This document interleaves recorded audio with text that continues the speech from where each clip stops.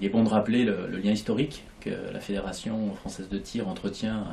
avec le sport militaire, puisque historiquement le bataillon de Joinville a fourni de très nombreux sportifs de haut niveau, d'une part à la Fédération, mais également au sport militaire.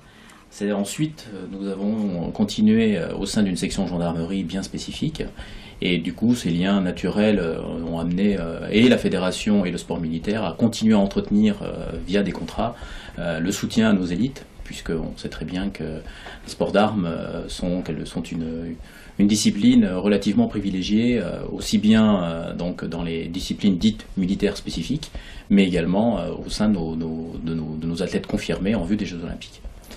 Alors il est évident que le lien qui est entretenu entre le sport militaire et les athlètes de la Fédération française de tir s'inscrit sur une vraie volonté de ce qu'on appelle aujourd'hui le double projet, donc à savoir pouvoir exceller au plus haut niveau tout en ayant, on va dire, une certaine sécurité matérielle dans un premier temps, mais également ensuite une vision un peu plus élargie sur une reconversion potentielle sur tous les métiers que évidemment l'armée et la défense plus généralement peut offrir, ce qui fait qu'on laisse un petit temps à nos athlètes, ça leur permet de réfléchir, de se positionner sur des métiers peut-être pour lesquels ils n'auraient pas pensé au moment de la pleine activité, mais pour lesquels ensuite ça devient un réel enjeu,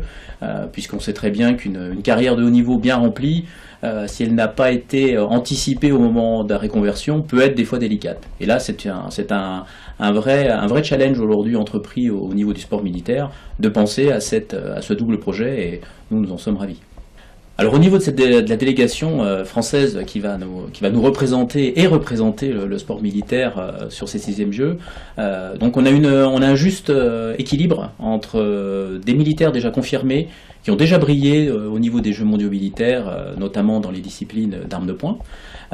et puis en même temps complétés par des athlètes qui sont en préparation olympique, qui sont déjà inscrits dans la démarche, on va dire dans le sprint final pour Rio, puisque nous aurons 3 athlètes qui ont déjà gagné des quotas pour la France dans ces disciplines. Pour ne pas les nommer, il y a Céline Gauberville qui était le fer de lance déjà sur Londres en étant médaillé, mais également Cyril Grave qui est un des piliers de l'équipe militaire depuis très longtemps au niveau gendarmerie, et Anthony Terrasse, donc le médaillé de bronze des Jeux de Pékin, qui vient d'ailleurs tout récemment de terminer vice-champion du monde, la semaine dernière en l'occurrence, sur les championnats du monde de l'ONATO. La Fédération française de tir, avec la délégation française militaire pour ses 6e Jeux mondiaux militaires en Corée à Moonyong, ensemble vers la victoire!